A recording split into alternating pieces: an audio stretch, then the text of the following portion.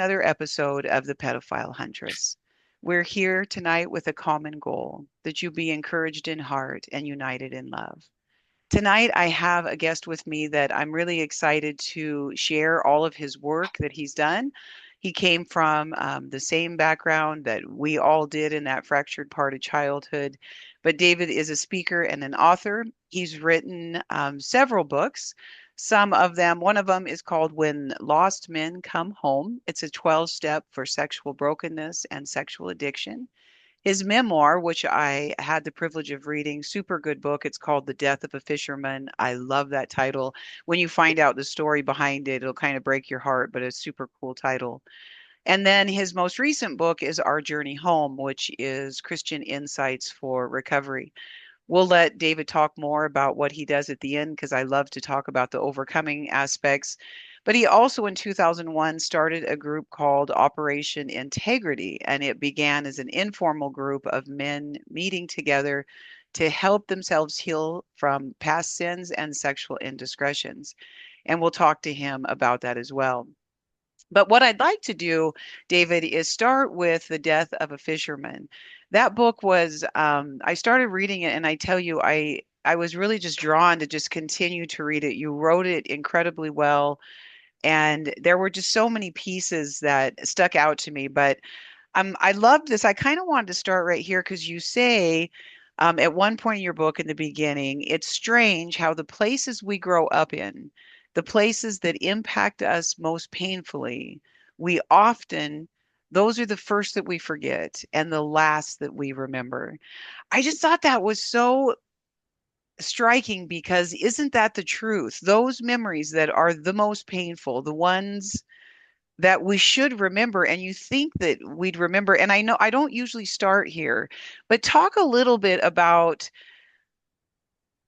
why do you think they're the last that we remember? Because they're we don't want to remember them.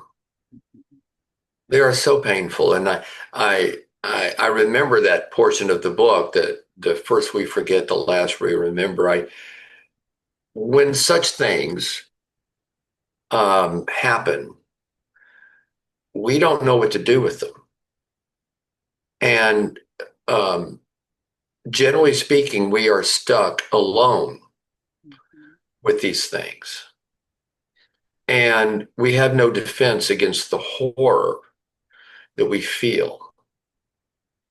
So it makes sense that we would do everything that we could to forget them. Perhaps we just set them aside and go on with our life, determinedly not ever thinking about it again. Right. But those become the ghosts that haunt us. See that, it seems so logical listening to you. But the funny thing is people are always like, well, how did you forget such a thing?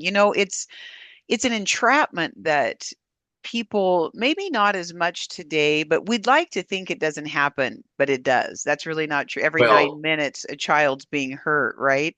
So I think that it's very interesting that people always say, how do you forget things like that? Oh my you know, God, why do we want to remember?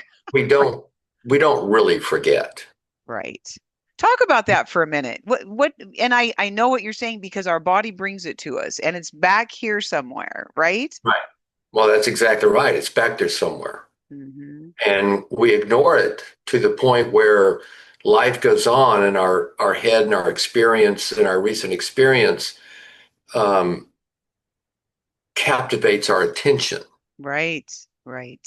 But especially for abuse survivors, that people who are living with unhealed, they find themselves going through life happy as can be, and then out of the blue, the memory comes and it's torture, or something Exactly. happens and it triggers a Right. rage, or they wonder why they can't stop drinking, or Mhm. why they don't stay stopped drinking.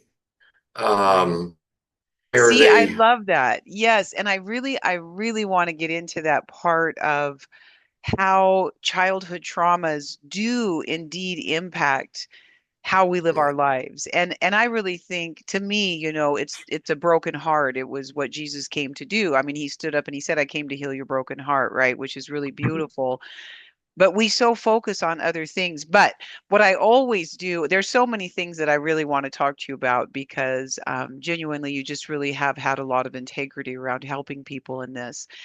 I always start with bringing the listener into your story. So this book is called A Death of a Fisherman, and I was so struck by yeah, there it is. It's just a fantastic book. And I'm sure, and this book is available on Amazon, right?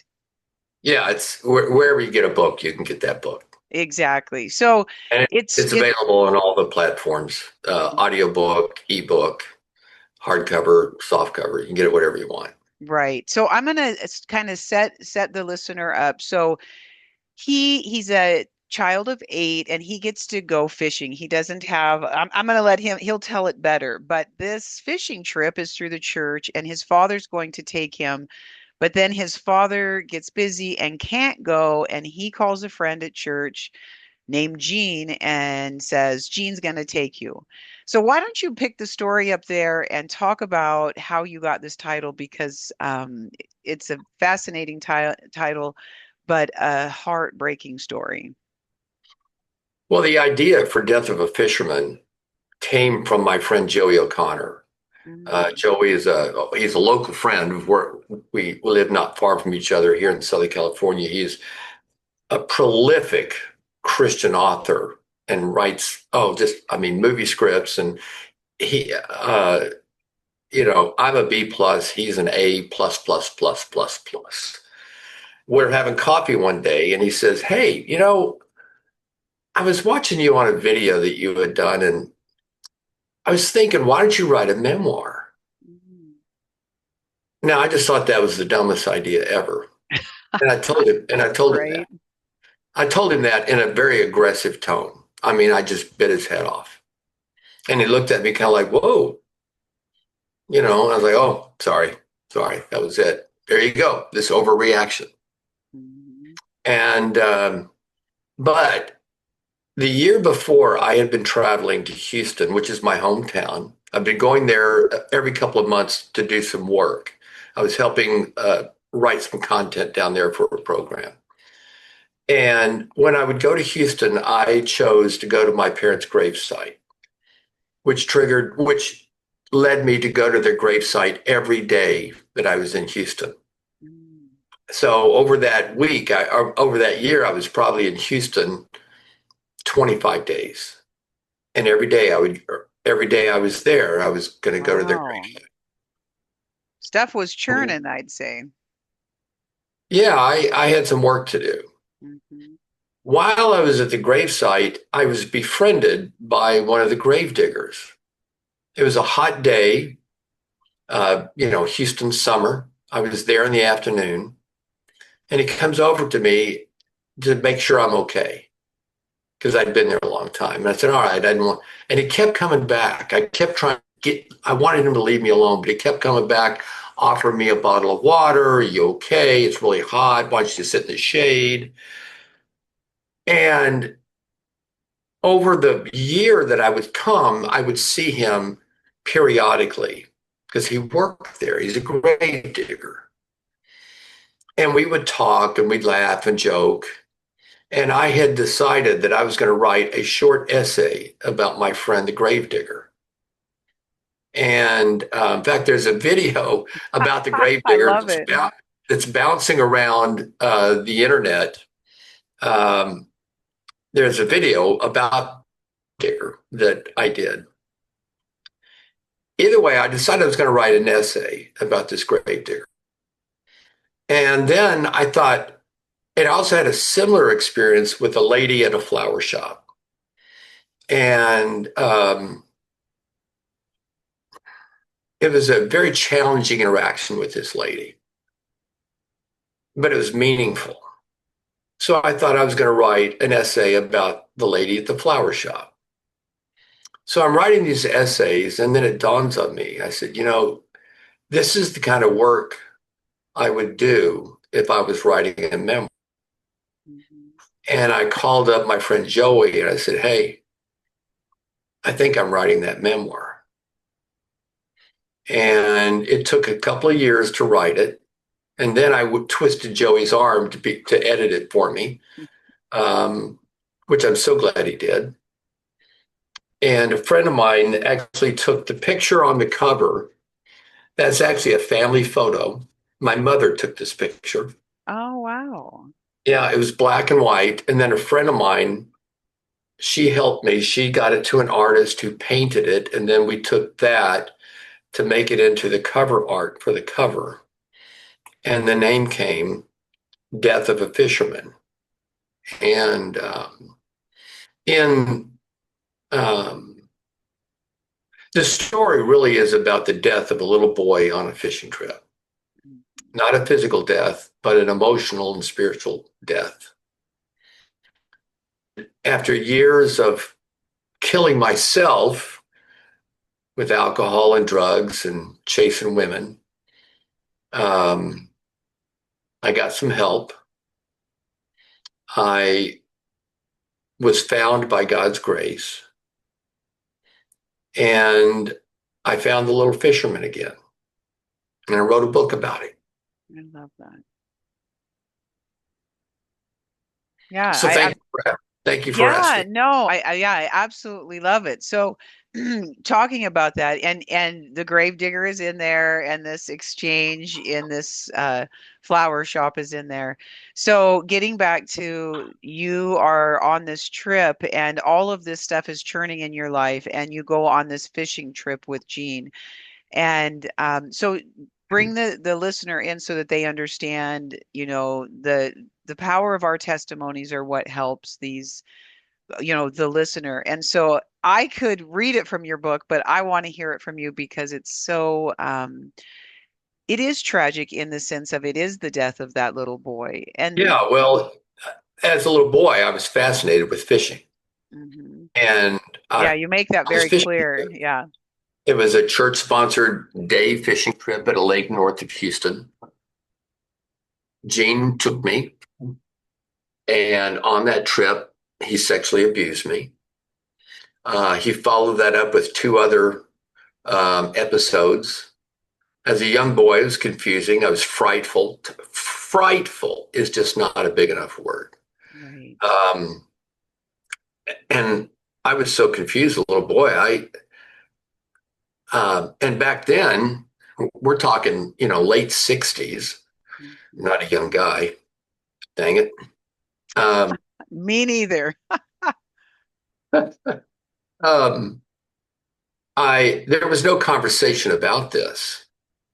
Um, so it never occurred to me to talk to anybody about it. Right. And, um, and even then, what would I tell them? I didn't know exactly what happened other than it was horrible. Right. Um, and then that was it. I did my best as a boy to just kind of move on with life, but I struggled as a child. I shortly thereafter, and I don't want to give up too much because I think your listeners will enjoy reading the book more than I can tell them. But from there, I really just began to disintegrate as a growing, developing little boy. I had behavioral issues. I was diagnosed as mentally retarded not too long after that because of my behavior. Oh, wow. Yeah.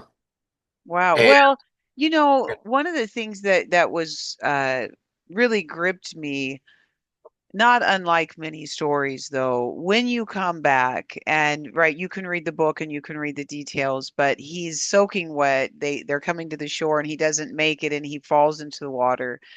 And so now he's basically in trouble. And so they bring him home. Gene phones home and tells his father, "Oh, this dumb boy has fallen in the water." It's just this shifting of blame, this shifting of responsibility. So now when you walk in, you're this little boy who needs a hug and like, "Oh my God, can I help you?" You're shamed. Your father says, "Oh my gosh, this will never happen again," blah, blah, blah, blah, blah. And I think so, because you're talking about all the after effects, but here's this tragic event that happens when you say, I'm terrorized that my world has just changed because this man has done this to me. And now I walk in and I'm shamed because I jumped from fear trying to get to the shore and miss and land in the water and lose all my stuff.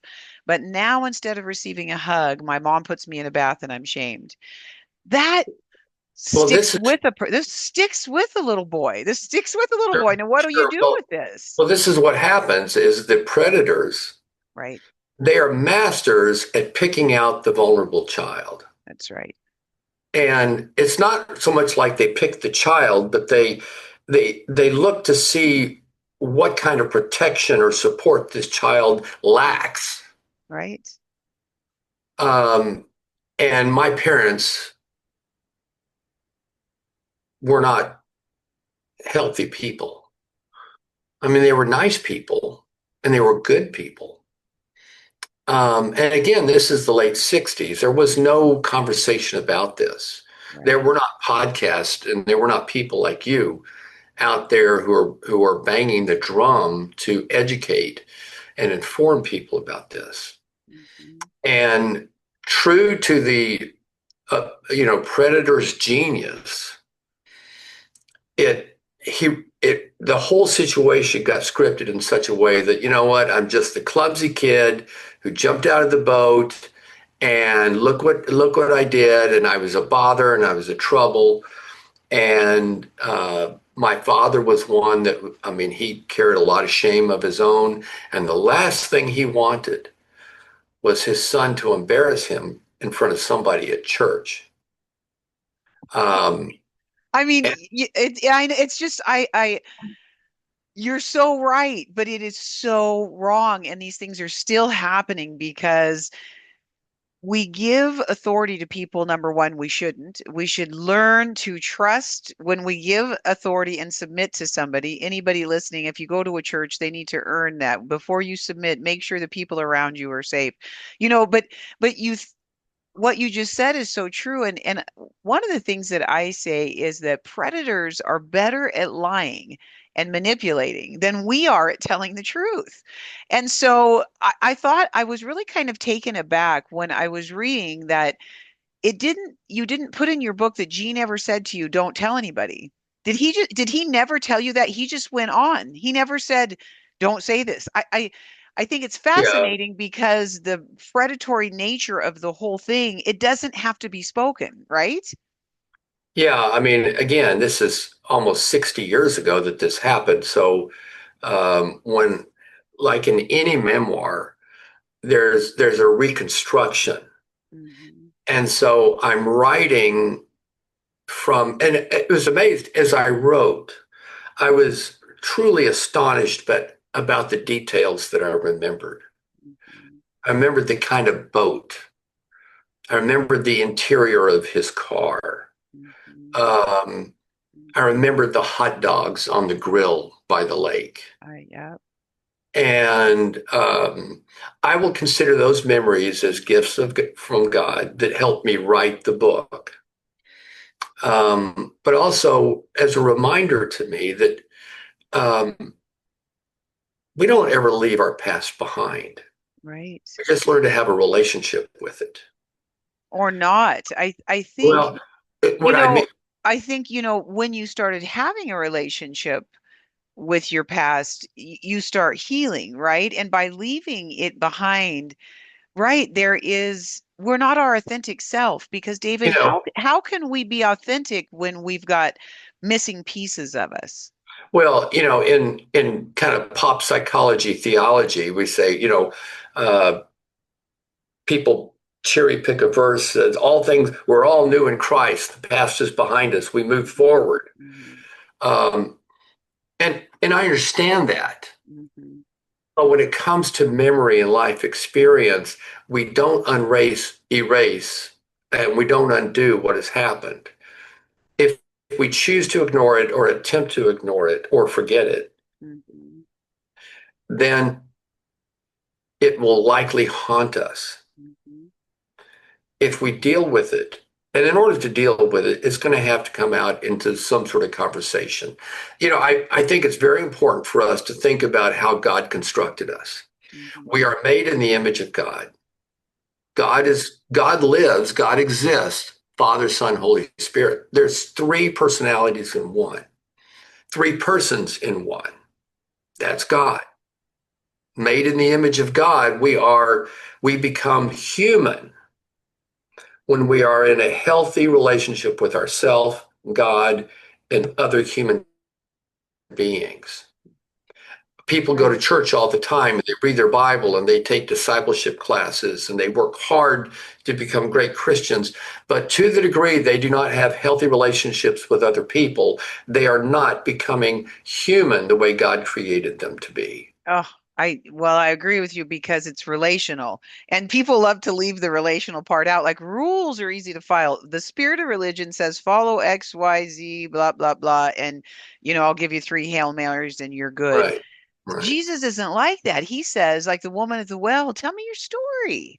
You know right. what I mean? And I love that. So, one of the things I think is really fascinating as I've read your book was, again, this tragedy with your father. You talk just a lot about, and I heard you bring up the word rage and that kind of thing. One of the things that I felt like that was another huge betrayal to you, David, was you stumble upon your father's pornography, but this pornography you said had a very strong bend towards kind of young men that you said could barely even maybe not, you know what I mean? And so this whole theme somehow shows up again in your life. Talk a little bit about that. Well, I was actually quite careful in how I wrote that because I remember um, I stumbled across my father's secret stash of pornography just Mhm. a few weeks after the first episode of being sexually abused by Gene. And so now I have a graphic um, images of something similar that had happened to me. Oh, right. And my father, how do I say this? Um, because I take no joy in humiliating my father. I mean, he's long passed away, and Right, I right. hold no grudge against him. I did for a long time, but no more. But it was a plethora of pornography. But some of it, but I do remember this because I looked at his pornography off and on for several years because it's intriguing to a boy and to a child. Um, but I remember looking at the men and women um, in this pornography, and some of this pornography was homosexual pornography. Some of it was more traditional heterosexual pornography. But I remember looking at some of the men, quote unquote, men in this pornography and the images, some of those images still remain because that's the nature of pornography. Mhm. Um, when I think about them now, I realize that, or I wonder, were all of those men over the age of 18? I'm not sure. Mhm. Now, my point is that my father was sucked into the evil. And you know what? His evil is really, I'm not going to make it my concern. But I do know as a child, I think part of my father's vulnerability as a protector for his children was connected to his use of pornography and his own sexual brokenness. Now, I have no reason to believe that my father was like Gene, but I'm never going to Right. suggest that. Mhm. And I Um, don't think that you did. And just again, we're telling your story. And the reason I bring that up is because here is this young boy, and we're telling David's story. We're not telling your father's story. And I don't tell my siblings' stories. And so just for the listener, we're telling David's story. So here's this young boy, he's 8. No judgments here, but now all of a sudden you have this experience and now you're you stumble into this plethora, as you say, of porn. This affects a young boy because now, so whether your father, I mean, clearly you know you don't even think that your father's a pedophile, but now you're thinking the whole world must be about sex. The whole world must be about secretive sex because everybody's hiding everything. Like, I mean, that had to have affected you profoundly. And as you move now into, like you say, where you have all of these years where when do you find the shift? I don't remember you talking about, all this behavioral stuff that you had when you got older, but when did you start then letting out all of this sexual stuff? And clearly, right at 8 years old, that's young to be modified in your Right. journey to be now have the sexual flag flying, right? Well, as a child, I had behavioral problems, but it wasn't related to any kind of childhood sexual acting out. It was just, hyperactivity. Mhm. Got into a lot of fights, a lot of schoolyard fights. A lot of fights with bigger boys that would tease me because I got put on the yellow bus and, the little yellow bus going to the special ed, which at my school was called the retard school. So I was one of the retards. So that got me into a lot of fights and so forth. I channeled my energy into I got after school jobs and saved up for a car and just kind of became a worker bee. It wasn't until my mid 20s, 16, 17 years later, that I started to drink. I mean, I just had a beer with friends, and boy, that beer gave me this euphoric feeling, and I felt really good. Mhm. Jody, I don't remember ever feeling good. If you'd Mhm. said, you feeling good today? I go, oh, yeah. But I didn't know what that meant. I didn't know what it Yeah, meant, you're you just know, existing. right. But the beer kind of, it gave me this euphoric feeling. And so I thought, well, hey, let's have another beer. And then, I mean, I became an alcoholic very quickly. And I struggled once the alcohol came in. And then girls, it changed uh, the way it changed my behavior towards women. And I started uh, going to bars and meeting girls my age in bars.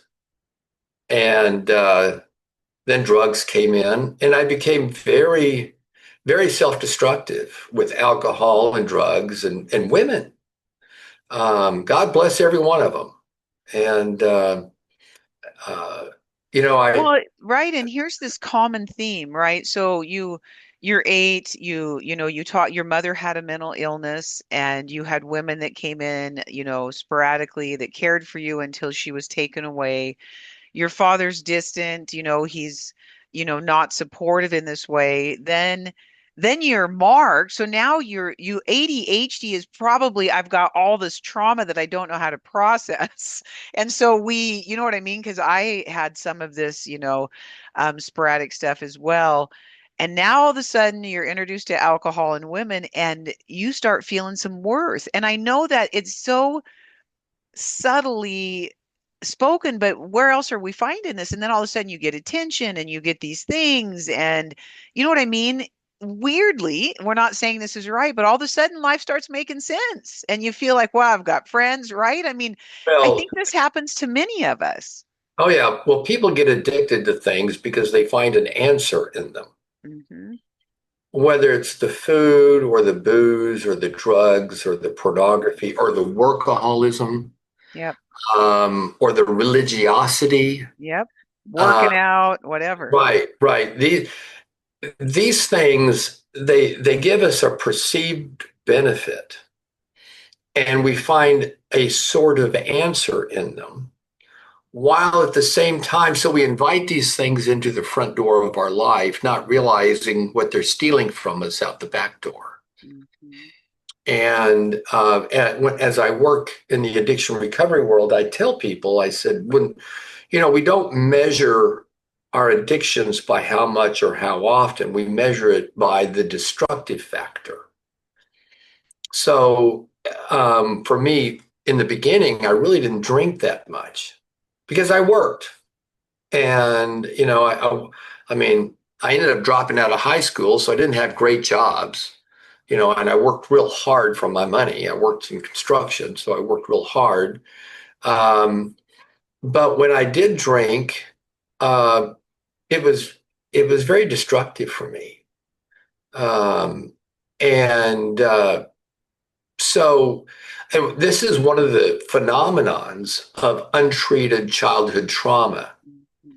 is that the child, for however may it happen, may separate themselves from their abuser, but without help and treatment and community, they often become their own abuser. Mhm. People ask me I don't want to get too much off the subject, but when it comes to addiction, the people ask me, what's the core of addiction? And in one word, I will say pain. Pain, pain. It's a very Mhm. general word, but it's pain. Mhm. And and then you go, well, why are some people more vulnerable than others? I said, well, no one is invulnerable to addiction. Mhm. And the things that will set us up for addiction are unhealed trauma and family history. Um, Oh, I mean, amen, David. Here, to me, you are not off topic at all. What I have met so many people through the years, and I think when you focus, I love everything that you just said, and it's right on topic because when you come through childhood sexual trauma, those are traumas actually that the world really speaks to you that says stay hidden because nobody really wants to know that you went through that, and people just want to look good. So unfortunately all of this pain remains. So when you focus on, like, I loved that you just said the destruction, not how much or how often. That was another important thing that you said, but the truth is this. I went, I've been through a lot of trauma. And when this Charlie Kirk thing came out and I watched the video because somebody sent it to me, that was really horrible because I watched a murder and her throat was slit. Immediately I wanted to up my alcohol intake, do all these things. I immediately took care of myself and took care of the trauma that was trying to come out. That's a very easy way to explain how this happens to all of us. We have pain. When you're applying more alcohol, look for the pain in your life. Don't, you know what I mean? And then talk about this for a minute. What about the person who never takes care of the pain, but now all of a sudden they stop drinking and then they're just kind of like assholes for the rest of their life? You know what I how, mean? So, how did I be for the first 10 years of my sobriety? oh, really? So you can Well, relate to that. So let's talk about that a little bit. So, okay. so Well, there's so in the short term, say let's use alcohol. And we could have a very similar conversation about Mhm. uh, all different kinds of things related to addiction. And addictions are not always substance related, sometimes they're experience related, like religion versus spirituality or codependency uh, as opposed to a loving mutual relationship. Um, I love that. It is that we're doing to medicate ourselves, whatever the medicine is, when it's taken away, we go into what we call withdrawal. Withdrawal is the opposite effect of the perceived benefit. So if a person takes a drink to relax, then when the drink is taken away, they don't know how to relax and they're going to feel agitated. I don't know, very few people I think will ever who get sober. I think there's going to be very few people who won't honestly admit that they struggled with anxiety and sadness and nervousness, fear.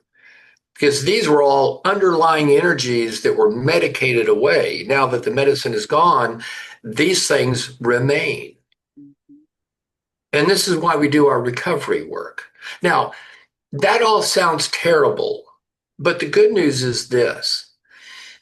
When we unintoxicate our brain, by the way, an intoxicated brain will never function right.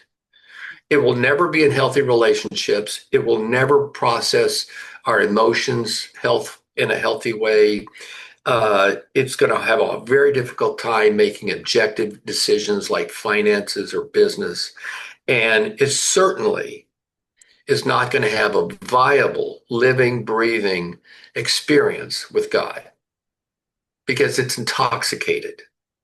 And even when people say, well, I only have a drink a night or only have a drink every few days, it doesn't matter because the brain is still getting intoxicated. And it takes weeks for that brain to begin to benefit from not being intoxicated. When we allow our brain to heal, then our brain begins to work and it becomes part of who we are and it becomes our friend, not our enemy.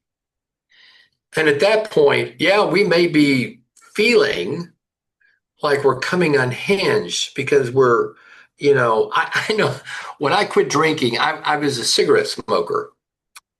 And I smoked between a half a pack and a pack a day when I got sober. When I got sober, I immediately went to 2 packs a day. And Hey, while I was running 3 miles a day, it was pretty crazy. Uh, right. and I gained 25 pounds. Mhm. Um, and I was just an angry man. And I had to work through all that. Right. So, no, and I love that. And listening to you, I want to hear the progression. So you're in your 20s and you start doing all of this. What is I always like to ask the result. Where did your life take you that you said you end up on this trip where you go see your parents' grave every day, right? Something had to happen, or were you just tired of it? What happened? What precipitated you into Well, this place I, of change? yeah, I had a drinking problem, which included periodic drug use and chasing of girls um, for 15 years. At the age of 40, I got arrested for a little bit of cocaine. And this was back in the 90s. Back in the 90s, a little bit of cocaine in Southern California was a felony. And boy, when I went to court, and I had a lot to lose. I had a ton to lose. I had a nice home. I had a business. I had worked hard in every respect of my life, but this area of alcohol use led to so many other things that made that risked all of that. And when I went to court, they said either go to this treatment program or go to jail. So of course I said, I'm going to go to the program. This is a crisis, and monitored me to make sure I wasn't sneaking alcohol and sneaking drugs. And so I stayed sober. And within just a few weeks of being sober, I began to think differently. And I really began to face my fear. And I really began to feel how anxious and vulnerable and fearful I had felt all my life. And what was interesting is that physically, I'm a construction guy, I'd come from a sports background. I mean, on the surface, I was tough as nails. Um, but inside, I was so nervous and so insecure. And I just said, God, whoever you are, I don't know who you are. Yeah, I came from church. I know all the Bible verses, but I don't know who you are. In fact, I think my prayer was this, and I'll edit it. God, I don't know who the F you are, but if you don't help me, I'm going to F and die. That's an edited version. I don't Yeah. edit God. He doesn't And want you to. yeah, God doesn't need my editing. No, he doesn't. So, and then I write about this in Fisherman. I remember saying that and feeling my own words and just going, oh my God, I can't believe I even said this. And then in this moment of sadness, and it was a dark night. It was cold and it was kind of rainy. And then I just heard this voice says, all right, David, now I can go to work. Mm, And I was like, whoa, who is that? right. And I spent the next several years searching and asking that voice to reveal, who are you? And I soon, not too long, but within a few months, I came to realize that it was Jesus. And Jesus was asking me to follow him. Or I should say, he was inviting me to follow him. And, like a lost, broken, sad puppy, I didn't have anybody else. Mhm. And so I've been following Jesus now for 26 years. Oh, isn't that awesome? I love it. I mean, I love when we don't know how to hear the voice of God. And this is why I just love free conversation because it often happens like that where you just hear a voice and you're like, whoa, what was that? And it's a really natural voice. Like I tell people, it's not a fearful, you don't feel any fear whatsoever. But I Right. think it was interesting that the very first thing you felt was fear. And going back to that place, I went to counseling a lot, like 20 years off and on. And now I've done PHH, which is prophetic heart healing, which I absolutely love because conventional um, therapy can help us find the problem, but only Jesus can really take care of the fear and the broken heart and all that kind of thing. But listening to that, here you go back. So I know a lot of the terminology that they use in counseling and all this. You're 8 years old, and fear comes into your life in a way where you are not safe again. And you probably don't even start exploring that until that moment as a man, when you've gone through all this and think, I've got to figure out what's happening to me. All of a sudden, fear comes back. Isn't that wild how you lived with it for all those years, but we don't name what's Mhm. happening? Well, a lot of the fear in my moment that I said my profane sinner's prayer. I should write a chapter about that, my profane sinner's prayer. Make a great chapter. It's Uh, authentic. It's authentic, and we've got to yeah, get to being maybe authentic. a little too authentic for print. But the thing that understanding and facing the fear was, and to some degree continues to be, an ongoing endeavor. When I first said my sinner's prayer, what was frightening to me, most frightening to me, was that, yeah, I had to go see the judge periodically, and I was under all this scrutiny, and I had financial issues, and my employees were very angry at me. Um, you know, but what was most frightening to me is with all of the calamity and all the consequences Mhm. related to getting arrested for this cocaine, the one thing I wanted more at that moment was more alcohol and more cocaine. Right, Because once again, it was the solution, it was my medicine. right. And when I made that connection, it scared me to death because I realized that I'm killing myself. I'm going to die if I don't get help and if I don't stop. And I didn't know how to stop, or I should say, I didn't know how to stay stopped. Um, so, um, you know, and as I'm writing the new book, I'm unpacking this in the new book. It'll be out next year. It's not going to be out anytime soon. But one of the things I remember as a little boy growing up in school is, and I think I mentioned it a moment ago, I used to get a lot of fights because I was one of the retard kids. But I was a strong, strappy kid, and I would defend my other retard classmates. And so I was in like fourth grade and I'd get in fights with the sixth grade boys. And the one thing I learned right then and there is that, yeah, facing a boy who was bigger than me might be scary, but not near as terrible and horrible than turning and running away. Mhm. Now, I might get my butt kicked, but I can have some respect. I can I can have some self-respect.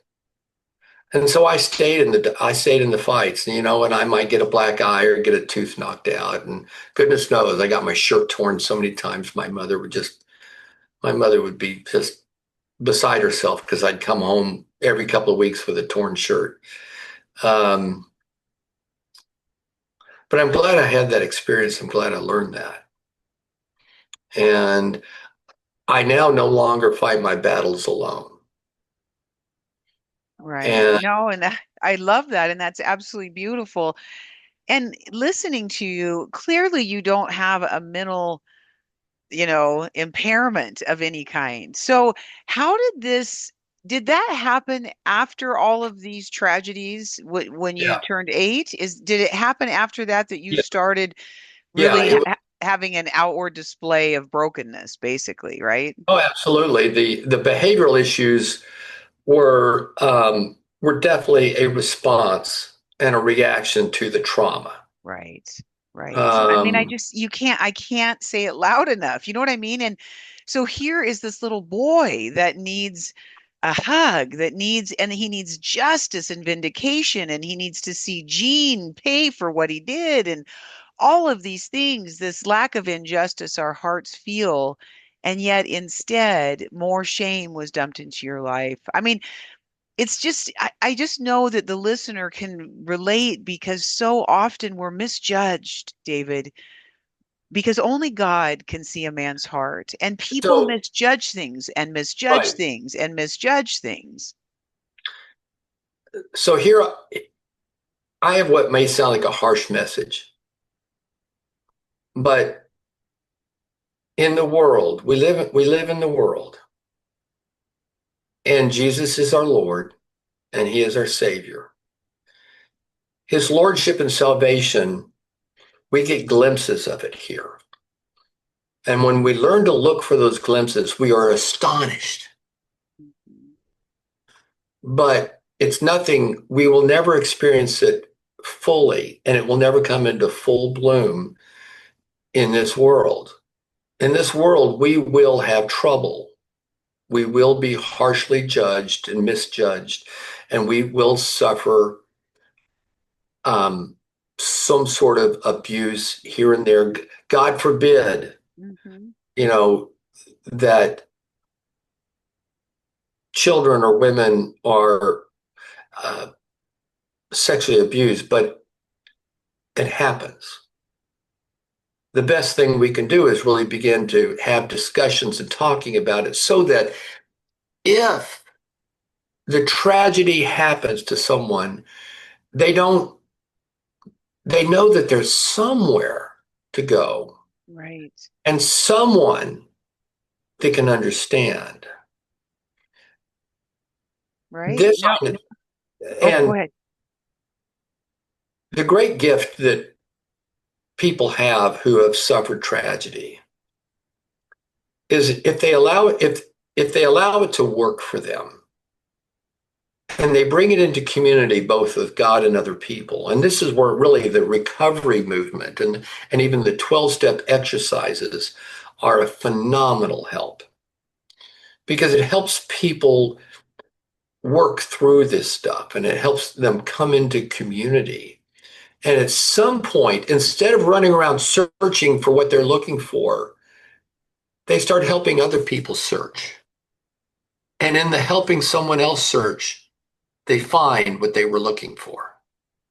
Right. I mean, I think it is the ultimate goal of healing is giving back. I want to Right. read this one part of your book. It says, if my parents were alive, they would probably tell our family story differently than I am telling it. My father's version would certainly be dramatically different from my mother's version. I'm not silly enough to think that I can tell my sister's story. I am simply telling you what I remember growing up and how it influenced me during those pivotal formative years. So the reason I want to read that is I always ask people, whose story are you telling? And I guess what I want you to talk about, our time is coming to a close. I can't believe it's been that fast already. But I'd like you to talk about what happened when you captured the story and told it authentically. How did that help you?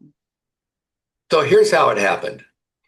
In the 12 steps, we have what we call the fourth step inventory.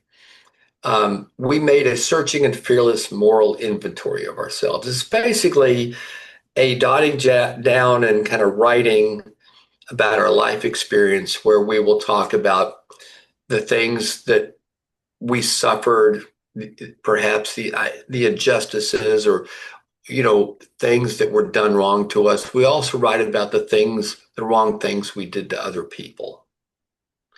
And it's an exercise to help us develop a reasonably honest, reasonably objective understanding of our life. We follow that up with step 5, is where we admit to God, to another human being, the exact nature of our wrongs, which is basically um, sitting down with another person. It's sitting down over a cup of tea or maybe going on a walk and sitting down and telling the story of what we have learned in doing this writing. So I'm about 7 or 8 months sober and I have a sponsor.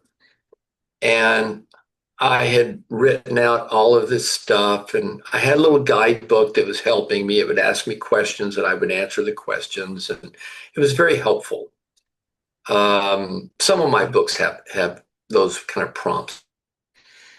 And so I write all this down and um, we go sit down for coffee and he goes, "Here, let me just read it." I go, "No, no, really?" He goes, "Yeah, yeah." And he grabs it from me.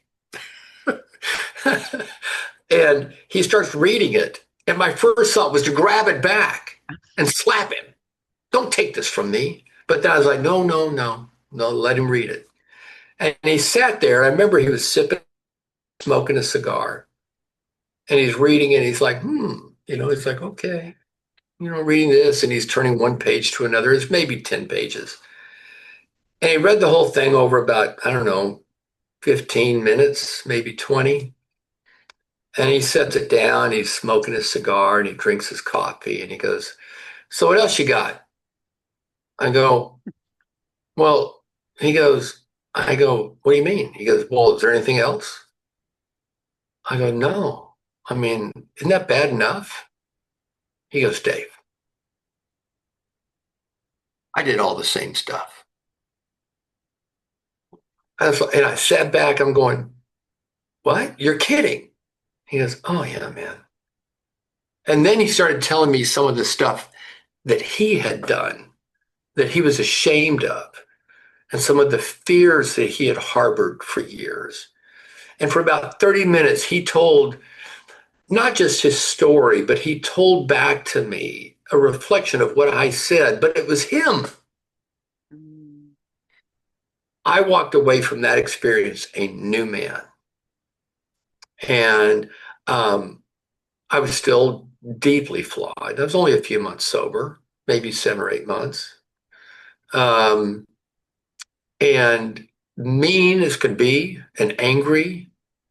Um, but I was a different man. I knew I wasn't alone. I mean, I always knew that God was always with me. Well, okay, you can tell me that, but I was also the 8-year-old little boy who was molested on a church fishing trip. And you're telling me God's always with me? Well, where the heck was God then? right. Um, Looking back, I realized that God was with me the whole time because I was still alive. And Yeah. goodness knows I've met, you know, I've heard enough stories that were similar to mine where the man or the woman who suffered through that, they didn't make it. Yeah, David, I know so many that just started taking drugs right out of school, and you know what, they're gone because your body just cannot take that kind of substance abuse at a heavy toxic level Right. for 50 years. It just can't. And so genuinely it is a genocide that's happening to the human race, and it is life threatening, right? I mean, Satan came to kill, steal, and destroy, and what better way than to start in childhood? I'm going to ask you one more question, and then I'm going to let you end with all the wonderful work that you do. But tell me, Okay. how is your heart doing today, David? Because it's always beautiful to share those things. Well, thank you, Jody. My heart is filled with gratitude for what I'm grateful for you. I'm What's grateful to kind? be on your podcast. I'm grateful to be writing the new book. Um, my life has not turned out the way I thought it would, but it's okay. I'm content with it. And um, God has blessed me and directed me in ways that were beyond my imagination. Mm, Um, as I don't know if we even talked about this. As you know, I battled cancer last year, and I'm well on the mend, putting on weight and doing a little back to the gym and doing a little jogging and have a great expectation for life. And interestingly enough to say, I'm very grateful for my addictions because of the humbling nature of them and the teaching aspect of it. mhm. And I'm also very grateful for my cancer. It's given me a new focus and a new perspective. I was thinking about this morning. I don't have enough days left in life to be a jerk. I laugh because I get it. I can't waste a day Mhm. being a jerk. I get it. I don't have enough time in the day to turn around and be making amends because I was rude and thoughtless and mean and to, you know, the person at 7-Eleven or wherever it might be. And I love that. I'm aging well. And I want your listeners to know that whatever it was that has caused them the greatest distress, for them to revisit that in a context of community and shared hope, that is the doorway to their greatest life. Amen.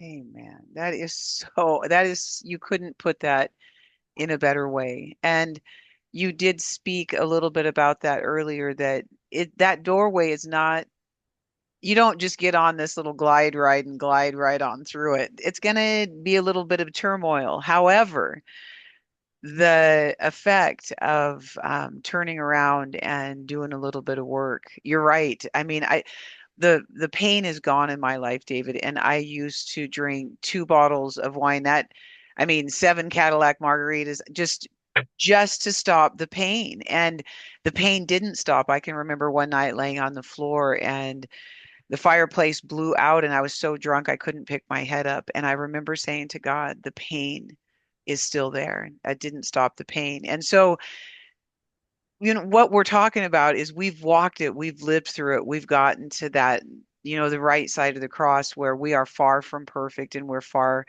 from all of that. And we're not religious, we're spiritual, and we love people and we love ourselves. You know, one of the coolest parts is that authentic story of who we are is all of a sudden we get to go to bed and go, wow, I actually know who I'm going to bed with. You know what I mean? Because all I was somebody else to somebody else. I didn't know who Jody Mm. even was, right? So I love that. Is there anything else? And we've got to close because I like to keep the listeners' time to an hour. And it's been a wonderful hour with you. Is there Well, anything that you'd like to close with? And I will, for the listener that's listening, I'll put all of David's links in the notes section for this. And so go there. You can certainly find him through those things and his books that we've talked about. But I well, like to give the last little bit back to the guest. well, thank you, Jody. First of all, I hope that, I can be on your podcast periodically. I'd love that. I would love that. And I want your readers to know that their best days are before them and ahead of them. Yes. And also, I hope that my book, given this conversation, my Death of a Fisherman book is probably the most relevant. Uh, when I wrote that book, I remember God holding me, touching my shoulder and saying, write to love the reader. Mhm. So if someone is reading my book, as God is my strength, I wrote to love you. It's beautiful and it's Uh, well written. It's a really easy read, David, because it's your heart, but it is humanity in the search, right? And that there's it's beautiful in that regard. It's absolutely beautiful. Thank you. Thank you. Well, let's do it again sometime. And Yeah, Jody, I think thank it's you. wonderful. And I'll tell you it's not that addiction is not important because as you said very wisely, at the root of all addiction, all brokenness is pain. And so it's so true. For I just thank you so much, and we will do this again. I love that. I love repeating, and I love that the listeners like repeating as well. So if you're listening and you like what we do, please give me a subscribe or a follow because that's how it works out here. So in the meantime, you see you. Remember to see yourself. God's always looking for you. Love you, and until next time, David, special protection over you for this share tonight. God cares. It matters. Thank you so much. Blessings. You. Good night. Good night.